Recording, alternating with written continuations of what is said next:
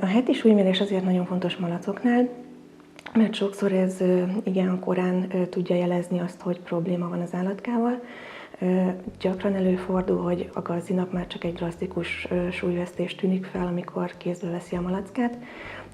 A heti súlymérésnél arra kell figyelni, hogy mindig ugyanabban az időpontban próbáljuk meg megmérni a malacot. Ezzel kiküszöbölhető az, hogy a napközben elfogyasztott táplálék mennyiségét mérjük, és ez okozza a súlyingadozást. Igazándiból a tendenciára kell odafigyelni, hogyha csökkentő tendenciát látunk, az bajt jelez mindenképpen. Nagyjából egy ilyen 50 grammos fogyás az, ami már jelentős lehet. Hogyha ugye folyamatosan mérjük, és eléri az 50 g csökkenést, akkor az már probléma, tehát akkor mindenképpen keresünk állatorvost.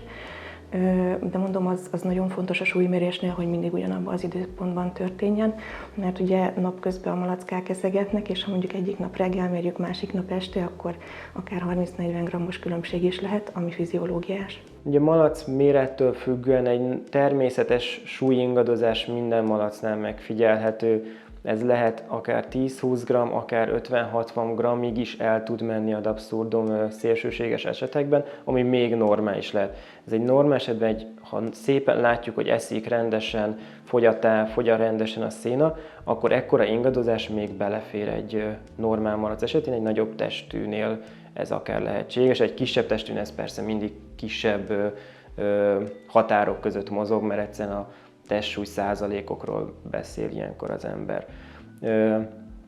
Az, hogyha hogyha érdemes heti szinten mérni, és hogyha ebben tehát azt látni fogjuk, hogy mi az a súlyingadozás, ami még belefér, hogy 1100 és 1200 között mozog mondjuk egy nagy malac. Ez még beleférhet akár normális esetben is, akár tényleg, ez egy már extrém nagy, de mondjuk egy 8-900 g-os malacnál is egy ilyen 50 g játék még belefér bőven.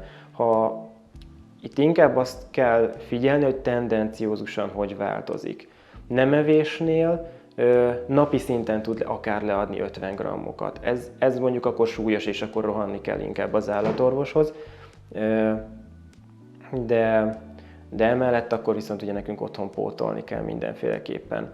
Napi szinten 10-20 g ingadozás belefér, hogyha mondjuk bármi betegség miatt rendszeres súlymérés kell, ez még beleférhet, de mindig a tendenciát érdemes figyelni egy malackánál, akár betegség, akár egy normál napi rutin szinten mérésnél is akár, hogy ez a nagyjáboli ingadozás meglegyen, de ha tendenciózusan akár csak 10 g-okkal minden nap egy picit kevesebb lesz, akkor ott már azért figyelni kell, és ott valami bajt kell sejteni, hogyha mondjuk 1-2 hét alatt ez így csak lefelé irányba mozdul, vagy lényegében folyamatosan lefelé fog tartani, akkor azért érdemes elgondolkozni, hogy akkor most menni kell állatorvoshoz.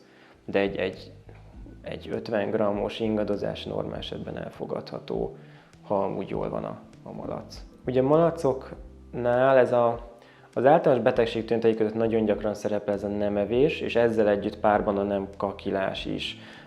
Náluk úgy kell elképzelni, hogy egy folyamatos növényevőről van szó, egy folyamatos evéshez van beállva a szervezetük, ezért és a béltraktusuknak ez a perisztáltikája, a mozgása, ez egy folyamatos dologra kell gondolni. Ha nincs bevitel, általában a bél mozgás annyira le tud lassulni, hogy nincs is kaki ennek következtében. Tehát ez általában nem egy elzáródásról beszélünk, hogy tényleg fizikailag elzáródik, hanem egyszerűen nem mozognak a belek, nem fog örülni. Ha ilyet tapasztalunk, hogy ott az eleség előtte nem tudjuk eldönteni biztosan mondjuk, hogy eszik-e vagy sem a malacka, akkor mindig érdemes a bélsarát is megnézni, hogy van-e mellette, mert ha azt se látunk, akkor biztos, hogy ott probléma van, és akkor viszont hozni kell, mert akkor biztos, hogy valami miatt egyszerűen nem eszik, és nem is bogyózik ezzel együtt. Tehát ez általában párba szokott járni, vagy a méretében is csökkenések lesznek, meg a mennyiségben.